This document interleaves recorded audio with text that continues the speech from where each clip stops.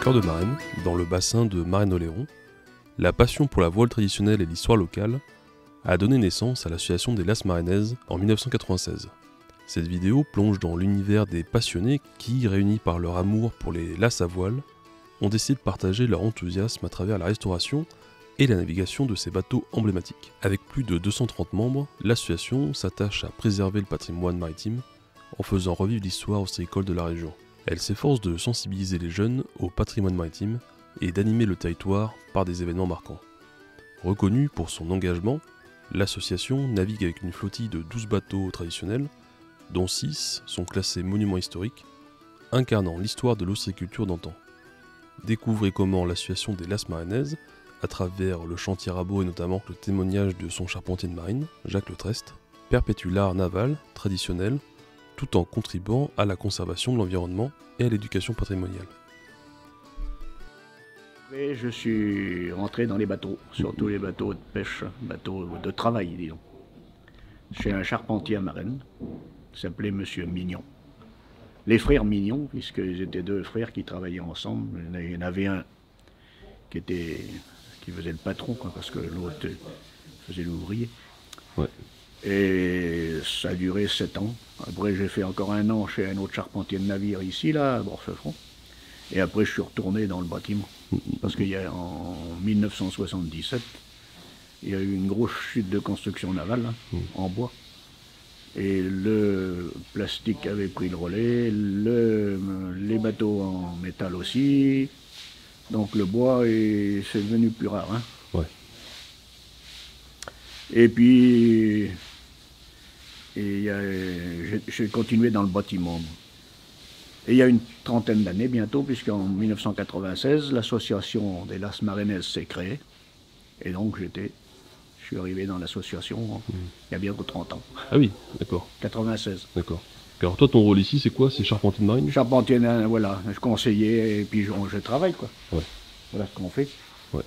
Ça, et puis des réparations. Hein. Ouais. Et tu peux nous parler un peu de ce bateau? Ce bateau-là, ouais. C'est une embarcation qui servait essentiellement pour la pêche aux huîtres, ouais. Hein, à la voile. Quelquefois, il n'y avait pas de voile, c'était à la rame. C'était pour aller sur les parcs à huîtres. Et c'est des fonds plats parce qu'il n'y a pas beaucoup de tirants d'eau. Pour aller sur les parcs à huîtres, il ne fallait pas avoir beaucoup de tirants d'eau parce que sinon, pour descendre. Et pour charger les huîtres. Et voilà, c'est des barques à fond plat. Et c'était construit, en principe, presque tout en normes à l'époque. Ouais. Parce qu'il y avait beaucoup d'ormes. Maintenant, il n'y en a plus. Parce qu'ils ont tous rendu l'orme en 1980. Alors pourquoi en normes? En norme parce que c'est un bois qui va bien à la mer, qui est un bois souple. Ouais. Voilà, c'est ça. Toute cette partie que vous voyez là, mettons, là, c'était tout en norme. Après, au-dessus, là, c'était du sapin ou du plat. Voilà. Les parties qui étaient hors de l'eau étaient plutôt en sapin, en sylvestre, ou bien en... Ça aurait pu être en frêne ou... Non. Non, ça va pas. Le frêne, c'est un bois qui s'échauffe assez facilement. Ouais. L'orme tenait plus le coup dans l'eau salée. Il ne pourrissait pas l'orme. Hein. Ah oui. Après, ils sont tous crevés en 1980. Je sais pas s'il y a eu la graphirose qui a fait crever tous les ormes. Ce qui fait que maintenant, on est obligé de prendre de l'iroko, des bois exotiques. Voilà. Ça ne travaille pas, c'est un bois qui ne travaille pas, ça. Il ne sèche pas, il ne gonfle pas. Quand on fait ça, il faut que les joints soient bien faits, parce que sinon, ça demande un siècle pour gonfler. Ouais. Voilà. Les membrures sont en bois exotique aussi, parce qu'en norme, on n'en a plus. Et puis, il serait trop sec maintenant, puisque faut pas, dans un bateau, il faut employer du bois qui soit juste essuyé, ce qu'on appelle essuyé. C'est un bois qui a 7-8 mois de séchage, quoi, à l'air libre. Voilà. Faudrait pas des bois qui soient passés à l'étuve. Ça enlève toute la qualité du bois pour les bateaux. Ouais. Quand c'est à l'abri, on travaille ça n'a pas d'importance qu'il soit étuvé. Mais pour faire des bateaux, il ne faudrait pas du bois étuvé. Ouais. Alors ça, c'est un bateau neuf que tu prends ou c'est une restauration? C'est un bateau, on va conserver quelques morceaux d'une vieille embarcation. Ouais. Voilà. Mais on le fait neuf. Ouais. Voilà. Dans ta vie, des bateaux, tu en as fait beaucoup ou c'était... En bateau neuf, Ouais. 70. Ah oui, quand même. Ouais, 70, 72 bateaux. Ouais. En 8 ans. D'accord. On construisait chez le charpentier de navire à Marennes, la Mignon. C'est sur la route de la Cayenne, je ne sais pas si vous voyez où c'est. Le port, ouais. Oui, mais là, beaucoup plus près, là. Ouais. Là, il y a un stade de football, là, juste en face. Il y a un truc de bric-broc, là, un bâtiment noir. C'était là. En face, ils construisaient les chassirons, là, les fameux voiliers, les chassirons. Et donc, on construisait une embarcation comme ça, à 4 personnes, il fallait 2 jours. 2 jours? Oui. Les bateaux, on faisait beaucoup de bateaux pour la cotinière, pour la pêche. Principalement, c'était des bateaux de 12 mètres. On mettait 1 mois pour faire un bateau. Quand on faisait des petits bateaux ostréicoles, de 8-9 mètres, on en faisait 2 dans le mois. On était 7 à travailler, quoi. Ouais. On faisait des journées de 10 heures. Ça faisait des semaines de 55 heures à l'époque. Hein. Eh bien, mais on travaillait tout le temps. Ouais. Voilà. Le travail, les patrons étaient axés sur le travail, il y avait que ça qui comptait. À l'époque, le travail ne nous faisait pas peur, on était jeunes. Parce que toi, tu as vu l'évolution du métier, c'est à partir de quand qu'il y a eu moins de bateaux en bois? Dans la fin des années 70, ouais. 1900, voilà. Beaucoup moins. Et après, les charpentiers, bon, ils ont fait quelques bateaux jusqu'en 1900. Moi, je suis parti dans le bâtiment par la suite. Ils en ont peut-être fait une dizaine de bateaux par la suite, ouais. C'est tout. Et après, le chantier a fermé ses portes. Il ne restait plus qu'un chantier naval là, près du pont d'Oléron, qui lui a fait beaucoup de transformations de bateaux.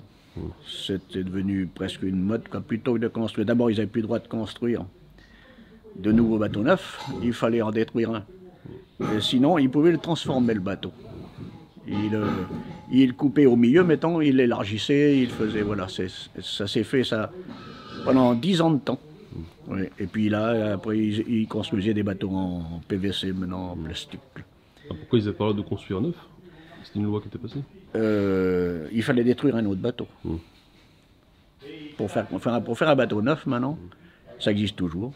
Il faut détruire, vous n'avez pas le droit de faire plus de... en tonnage et en kilowatts. En kilowatts, il ne faut pas qu'il y ait plus de moteur. C'est au niveau moteur, il ne faut pas qu'il y ait plus de... Mettons, si vous avez un bateau qui fait 100 chevaux, et il faudra faire un autre bateau équivalent. Voilà. C'est pour ça qu'ils ont détruit beaucoup de bateaux. Et on en détruit encore. Ils sont en train de détruire 15 ou 20% de la flotte française encore là. Ah oui, oui. Quand tu dis que tu es dans le bâtiment, tu es dans le bâtiment en tant que charpentier? Tous les métiers du bâtiment. Tous les métiers, ouais. Tous les métiers du bâtiment. Ouais.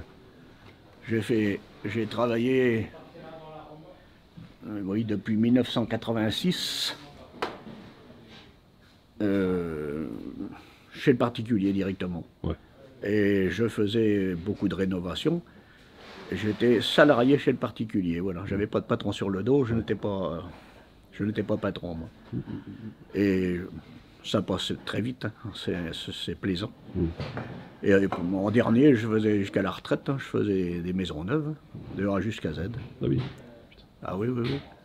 C'était pas très facile, mais ça me plaisait. Ah oui, oui. Alors c'est à partir de quand que tu t'es remis au bateau en bois? Eh ben, en 1996, je suis venu dans l'association. Ouais. Et puis, ben, on nous a donné ce chantier là. La commune de Bourse-Franc nous a prêté le chantier. Oh, il y a bientôt plus de 15 ans, je crois. Et c'est là que j'ai ramené ces machines à bois là.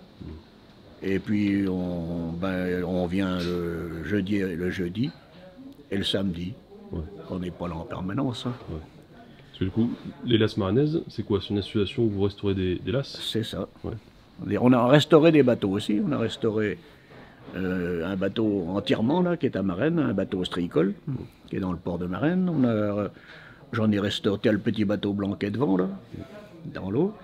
On en a restauré un pour un gars qui s'occupait de la drac. Ah oui.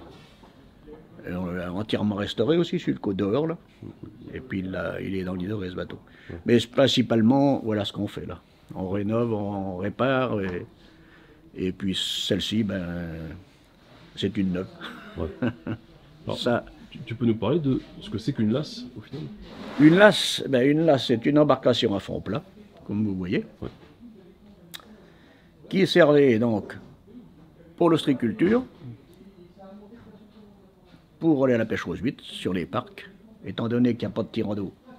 Elle s'appuyait sur le sol, l'ostréiculteur faisait son boulot, il chargeait, si vous voulez pêcher des huîtres, il chargeait directement dans le fond comme ça, en vrac, les huîtres à la fourche, sinon dans des mannes en fer que vous voyez là-bas, et il chargeait les mannes dedans. Soit il revenait, quand il y avait une voile dessus, il revenait à la voile, hein, soit à la rame, parce que après ils ont mis des moteurs hors bord derrière, des propulseurs qu'on appelle, qu'on met sur le tableau. Ça a bien amélioré l'histoire, mais ça servait principalement à la pêche aux huîtres. Il y a des gens qui ont, tels que les grosses lasses à côté là, ça servait à la petite pêche côtière, ça. Mettre des filets ou mettre des lignes, et à la voile aussi. Voilà, voilà. Donc toi, tu as connu la pêche Ah, j'ai connu, non. Les moteurs étaient bien implantés. Hein. Ouais, c'était bien implanté. Ouais, ouais, les moteurs étaient bien implantés. Là, la pêche à la voile, c'est 1950. Hein, oui. Ouais, ouais. Après, les moteurs commencent à être vachement plus... Il y avait déjà des moteurs. Hein. Ouais. Avant la guerre, quoi, c'était à la voile. Ouais. Beaucoup. Il y avait déjà des bateaux à moteur. Hein. Ouais. Et voilà, une lasse servait principalement à la pêche aux huîtres. D'accord. Alors, soit qu'ils avaient qu'une embarcation comme ça, et ils allaient à la pêche aux huîtres, ils revenaient avec l'embarcation à leur établissement, soit qu'ils en avaient une, ou deux, ou trois, ou quatre, ou cinq, tirés par un bateau qu'on construisait ici. Ici, c'était un chantier de construction navale. Ils faisaient des lasses, ils faisaient des bateaux à bois, là, des bateaux qui servaient de tracteurs, quoi, essentiellement sur l'eau. Et alors, ils en amarraient 3, 4 derrière. Voilà, une lasse, ça servait pour la pêche aux huîtres principalement. Excellent. Voilà. Tu peux nous parler un peu de celle-là? On peut aller la voir? Celle-ci? Ouais. Ah ben oui. Alors, quand on fait une lasse comme ça, ben on commence par le fond. Ouais. Et on la découpe en forme. On décide, une lasse est exprimée, la longueur d'une lasse est exprimée en pieds. Voilà. Celle-ci, c'est une lasse qui doit faire 15-16 pieds.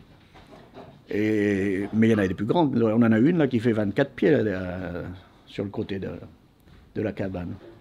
Donc on commence par le fond. On met le fond, on lui donne une forme. Vous voyez.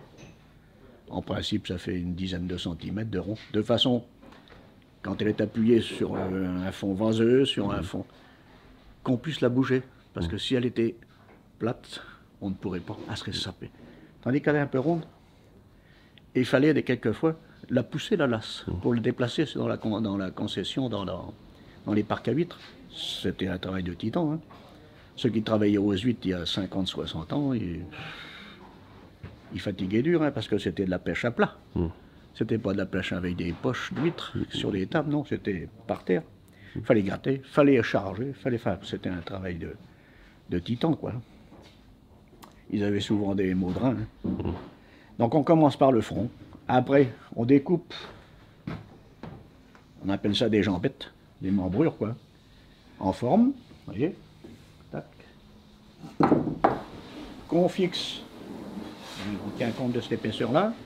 On fixe ça avec des boulons dans le fond. Le fond, on l'appelle la sole. La sole de l'as. Un coup que tout ça s'est fixé, ben, on met une règle là, comme ça, là. Tac. Et qu'on a donné le rond nécessaire, on la met bien de niveau. Voilà, on a mis des petits litos. On l'a bien mis de niveau comme ça, lui donner pour lui donner. Et on prend la forme de cette planche là. Cette planche, elle n'est pas droite dessous. Hein. Donc on prend la forme et on coupe les deux planches exactement pareil. Voilà. Et on assemble ça, toc, à coller bien sûr. Et après, on va mettre les autres planches au-dessus. Toc, toc, toc, toc, toc. Après, t'as besoin de faire une épure pour ça? Comment? T'as besoin de faire un dessin ou une épure? Non. Non, ça le fait. Non. Non, non, on fait ça à l'œil. Hein. Ouais. On faisait des plans. Quand on faisait des bateaux, le patron faisait un plan sur papier, au 10e. Ouais. Et il fallait une journée pour faire un plan. Ouais. Une journée, il faisait son plan de bateau. C'est pas pensé, j'aurais pu en apporter. Et après, il développait à l'échelle 1. Voilà, au sol. Développé au sol. On a fait des bateaux de 14 mètres de long. Il développait sur 14 mètres. Hein. Ah ouais. Ah oui, oui. Pour pouvoir, un bateau, c'est une coque ronde, hein, pour pouvoir faire les gabarits, pour faire débiter les membrures. Mais là, y a pas, là c'est tout droit. Hein. Par là, faut donner. On donne un angle. On a pris les formes sur les autres lasses pour donner l'angle par rapport à la sole. Et puis là, c'est la construction facile. Hein. Voilà. Et voilà ce que ça donne. Quoi. Et après, comment tu fais l'étanchéité? Alors, pour faire l'étanchéité, entre les joints, là, on va mettre une ficelle goudronnée. Voilà. Qu'on va enfoncer à forcer. Voilà, c'est ce qui va étancher. Pas le fond. Le fond, c'est à touche-touche, là. Le fond, on met rien. Mais ici, on va mettre une petite ficelle. Ici, on va mettre une ficelle au-dessus, à tous les joints. De façon à ce que quand la lasse s'enfonce dans l'eau, que l'on ne rentre pas par les joints. Voilà. Alors, c'est quoi le plus gros bateau que tu as construit? Ah, ben c'était la Bramarine, 14 mètres 50. Ah, oui. C'était une lasse aussi ou c'était... Ah non, bateau de pêche. Ouais. Bateau de pêche pour les Sables d'Olonne. Ouais. Ah oui, on construisait pour un Marraine, on a construit pour les Sables d'Olonne, on a construit pour beaucoup pour la Cotinière, hein, parce que c'était les principaux clients, c'était la Cotinière. Et même pour Cap-Breton, on a fait un ou deux bateaux. On faisait des bateaux pour la pêche, pour les moules aussi. Ouais. Des bateaux qui sont très très bas sur l'eau, mais coque ronde aussi. Parce que ce qui sortait comme bateau dans les chantiers, c'était surtout du bateau pour le travail, quoi. Il y avait assez peu de moi, c'était où je travaillais, c'était des bateaux de travail. Ouais. On faisait pas de bateaux de plaisance. Ouais. Le patron ne voulait pas en entendre parler. Ouais. Non. Pourquoi c'était trop... Oh, je sais pas pourquoi. Il était c'était un gars qui ne pensait qu'au travail et il n'y a que le travail qui comptait. Ouais. Il n'admettait pas de faire des bateaux de plaisance. Quoi. Alors que les autres charpentiers, chez nous, là, il y en avait un chantier au bout à la Cayenne, là-bas. Ben, il faisait les deux. D'accord. Il faisait de la navigation de plaisance et travail aussi.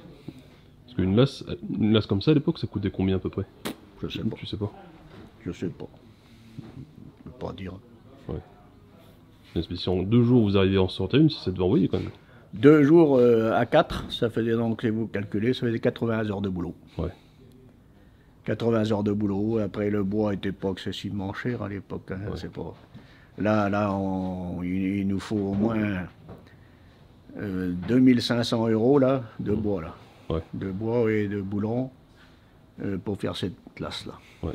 Ah oui. Alors après, cette lasse, ça a la vocation à quoi? À naviguer dehors? Là, elle est sur l'eau, oui. Ouais. Ah bah oui, elle va servir. Mais celle-là, elle va avoir une voile. D'accord. Elle va avoir une voile et c'est pour s'amuser maintenant. Ouais. C'est pas pour travailler. Ouais. Excellent. Toi, tu faisais aussi les mâts? Ici, oui. Mais sinon, on faisait pas de mâts, nous. Ouais. C'était que des... Les bateaux qu'on faisait, c'était des mâts métalliques. Hein. Ah oui. Ah bah oui, c'était un forgeron qui faisait ça. Ici, on en a fait un couple de mâts. Hein. On a fait 2 ou 3 déjà. Ouais. Ah oui. Excellent. Et tu peux nous parler un peu de quelle formation tu as eue? Ma formation, c'est menuiserie. Ouais. CAP de menuisier, examen de fin d'apprentissage, et puis c'est tout. Puis après, tu es passé directement... Après, je suis passé... Alors là, c'est pas du tout la menuiserie, ça. Ouais. Il fallait... Parce qu'il n'y a aucune explication. Le patron, si on lui demandait un renseignement, ben tu vois. Ouais. Il fallait regarder et il fallait se débrouiller. C'est comme ça que c'est rentré là-dedans. Voilà. Et tu penses qu'il faut combien de temps pour à peu près apprendre le métier de... Pour bien connaître le métier de charpentier de navire, il faut 6-7 ans. Ouais. Oh oui. Comme dirait, il fallait un septennat, quoi. Ouais. Sinon, le temps qu'on apprenne, quand on n'a pas d'explication, le temps qu'on apprenne, ça demande, quand on est jeune, ça demande plus de temps. On est à un certain âge, après, on y voit plus clair. Bon. Mais moi, il m'a fallu 6-7 ans le temps que j'ai passé chez Charpentier. Et on ne sait pas tout faire, parce que les plans sur papier, ça c'est encore une autre paire de manches. Ça prend encore... Il y a des calculs à faire là. Ah, oui. Et tu connais encore des charpentiers de marine là, dans le coin? Il y en a qui plus. bossaient comme toi? Il y en a plus beaucoup. Ici, ils sont tous fermés. Ouais. Alors, à La Rochelle maintenant. Ouais. À Rochelle, il y a, en face le musée maritime, là, il doit y avoir un ou deux chantiers. Là. Ouais. Chantier d'Espire, je crois. Enfin, c'est même plus d'Espire. Et puis ailleurs, il faut monter sur la Bretagne, je crois, pour arriver à trouver des chantiers en bois. Ah, oui. C'est quoi? C'est que l'aluminium a tout changé? Plastique et puis et métallique. Ouais. On construit en aluminium, mais pour la pêche, non. Ouais. Non. C'est trop léger. L'aluminium, je pense qu'il n'est pas assez... Il n'a pas les qualités pour tenir longtemps à la mer. Ah oui. Ouais, c'est en métallique, enfin en acier. Ouais. Et puis plastique, beaucoup plastique. Ouais. Ouais. Il y en a un chantier naval en bois à Morlaix. Ah oui. Un couple ils sont 3 ou 4 jeunes là, qui ont 30 ans. Ouais. Ils continuent à faire une coque par an, je crois. Ouais. C'est tout ce qu'ils font. Toi, t'as connu des ostréiculteurs qui bossaient avec des lasses comme ça? Ah oui. Ouais. Ah bah oui. Il en reste encore? Ah, et des lasses, non. Non. Non, non. Je veux dire, C'est des chalands maintenant. enfin, je veux dire, il reste encore des ostréiculteurs qui bossaient avec, ou ils sont tous décédés? Ils pourraient travailler encore avec ça, mais c'est pas pratique. Ils préfèrent avoir un chaland en aluminium. Hein, Ouais. Mais je veux dire, est-ce qu'il reste encore des ostréiculteurs vivants qui ont bossé avec des lasses? Ah oui, oui, oui, oui, oui. Ah bah oui. Ah oui, il y en a un grand-père qui vient là, je sais pas si vous allez le voir aujourd'hui là, mais il a 92 ans. Ah oui. Il a travaillé avec des lasses, après il a travaillé avec des chalands. Ouais. Ah, celui qui a construit la digue là, ça? Oui. Ouais. Betty, Ouais. Alberti de Lavoie. Ah bah oui, il a travaillé sur des lasses comme ça. Ouais. Ah bah oui. On lui a même fait une lasse, je crois bien, parce que je devais y travailler à l'époque, au chantier naval. On lui a fait une lasse. Mais je me souviens plus, il y a 50 ans de ça. Ouais. Ah oui. Excellent. C'est que ça passe vite, hein. Ah bah oui. Donc du coup, tu penses que tu en auras pour combien de temps pour la terminer celle-là? Celle-ci là, on travaille en décontracté là, mais Ouais. dans 2 mois. En 2 mois, ouais. Parce qu'on travaille que le jeudi après-midi et le samedi après-midi. Hein. C'est tout. Ouais. Donc dans 2 mois, je pense que ça sera opérationnel celle-là. Ah oui. Est-ce que vous êtes combien à travailler dessus? Oh, Ça dépend. quelquefois on est 3, quelquefois on est 5, Ouais. quelquefois on est 2. Alors comme ce sont des gens qui ne connaissent pas le métier, ben ils donnent la main, c'est tout quoi. Ouais. Oh, C'est sous format c'est des bénévoles en fait. Ah ben c'est tout bénévole là. Ouais. Là on leur prête même parce que normalement c'est eux qui devaient, l'association Amis là, qui devait la faire, mais bon, ils savent pas. Ouais. Donc moi je suis en permanence dessus, à leur expliquer et puis à travailler avec eux. Mais tout seul, non, ils auraient des gros problèmes. Non, non, Excellent. ils auraient des gros problèmes. Ouais. Toi, ça te plaît toujours d'en faire? Comment? C'est toujours plaisant pour toi d'en Ah faire? bah oui, même pour les collègues, là, c'est plus plaisant de faire ça que de réparer ce qu'on est en train de réparer à côté. Hein. Ouais. Mais il faut réparer les Les bateaux. hein. Ouais. Parce que maintenant, si tu devais continuer à bosser, c'est presque plus que de la restauration. C'est tout. Ouais. De la restauration. Si on va peut-être s'en faire une œuvre là après. Ouais. Parce qu'ils s'aperçoivent que c'est intéressant. Ouais. Bien sûr. Bah, surtout de tout faire, tu comprends mieux le Comprend processus, mieux la quoi. construction. Ouais. Alors tu me disais que la sole était un peu incurvée, c'est ça? Oui. Si vous regardez, vous prenez, elle a 8 ou 10 cm de rond comme ça. Ouais. Ah oui, oui. Et tout ça, tu le fais, tu travailles à l'œil, tout ça? À l'œil. Ouais. Ouais. Alors quand là, c'est une lasse à voile, si on veut, mais la vraie lasse à voile, comme celle qui est à côté, elles ont le sol qui remonte beaucoup derrière. Parce que il y avait un semblant de quille dessous, pour tenir la dérive de la lasse, comme ça. Autrement, elle se promène sur l'eau. Le fond était plus relevé à l'arrière. Mais celle-ci, bon, toutes les lasses étaient faites à peu près comme ça. Avec 8-10 cm de rond. Je vous dis, c'était pour la remuer quand elle était appuyée sur la concession, sur les parcs à vitres. Quelquefois, il fallait la remuer et puis la pousser. Ça glissait assez bien. Il fallait forcer, bien sûr. Et pour la manutention de tout ça, comment ça se passait? Pour la manutention? Pour la sortir de l'eau? Pour la sortir de l'eau, ben, ils profitent quand il y a des gros degrés. On les sortait de l'eau pour les nettoyer et les repeindre. Hein. Et ils les amenaient là devant, là, l'été, là, surtout l'été, parce que le métier des huîtres, jusqu'au moment de mettre les collecteurs qu'on appelle, c'est-à-dire les cordées de coques d'huîtres ou de coupelles maintenant, ça se met après le 14 juillet. Donc, un coup que ce travail était fait, ils attendaient le mois de septembre pour commencer à pêcher les huîtres. Et bien là, tout ce temps-là, en plein été, ils passaient à entretenir le matériel. Les cabanes en bois, parce que c'était quasiment des cabanes en bois, et les embarcations. Donc devant le chantier, là, je n'ai pas connu parce que je venais pas ici. Mais l'été, c'était plein d'embarcations, là. Alors, elles sont mises en dessous à la main, comme ça. Comme ils étaient tous en train de peindre leur bateau.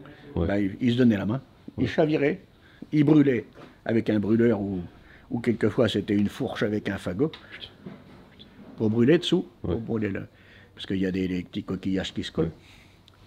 Et puis ils peignaient, voilà. Et ça c'était l'été. Je pense qu'on peut aller dehors pour voir un peu le chantier. Il y a différents types d'embarcations. Ça c'était, voilà là.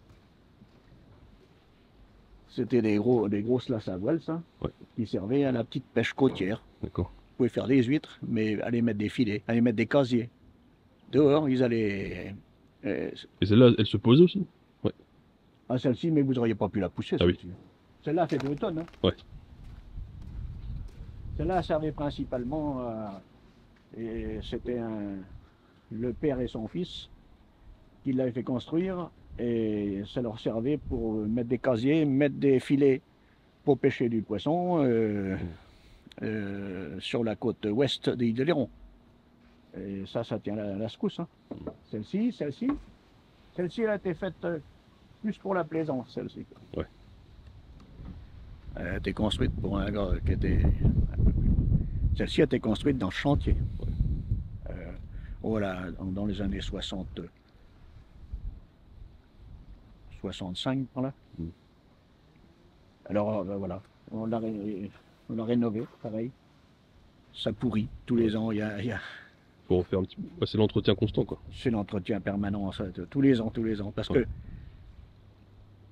une embarcation qui ne travaille pas, eh ben elle subit tous les intempéries. Les embarcations qui travaillaient tout le temps, presque tous les jours, eh ben, le sel conserve. Et on réparait quelquefois des embarcations, mais je vois que là, ce qui se passe, c'est le soleil et la pluie, et ça pourrit très très vite. Il faudrait constamment arroser les bateaux avec de l'eau salée, et ça pourrirait pas.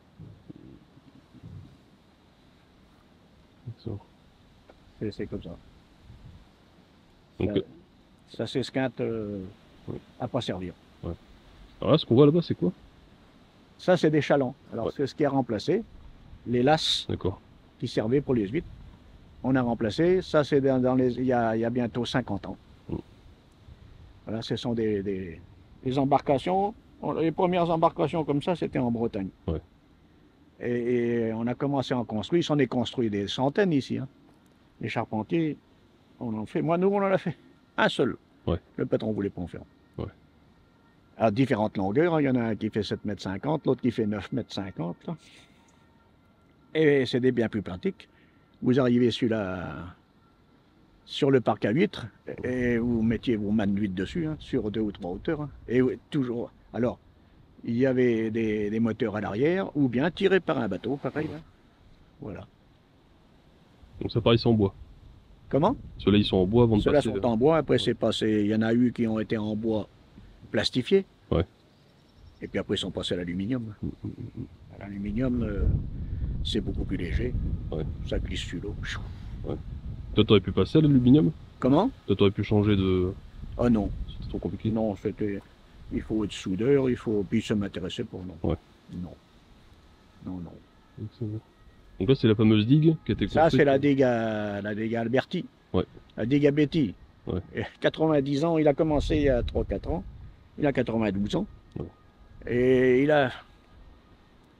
il a roulé avec une brouette, il a enfoncé tous ces pieux là avec une masse. Mais il a mis au moins 100 tonnes de pierre là. À 90 ans. Est-ce qu'il a fait ça quand? Comment? Il a fait ça récemment? Il y a 3-4 ans? Il y a 3-4 ans.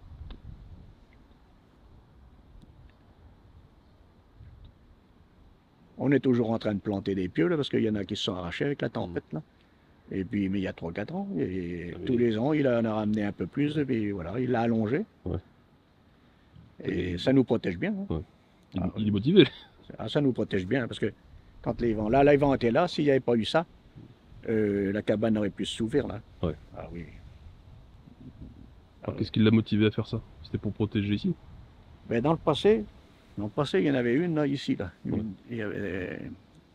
Parce que c'était le village, là, c'était le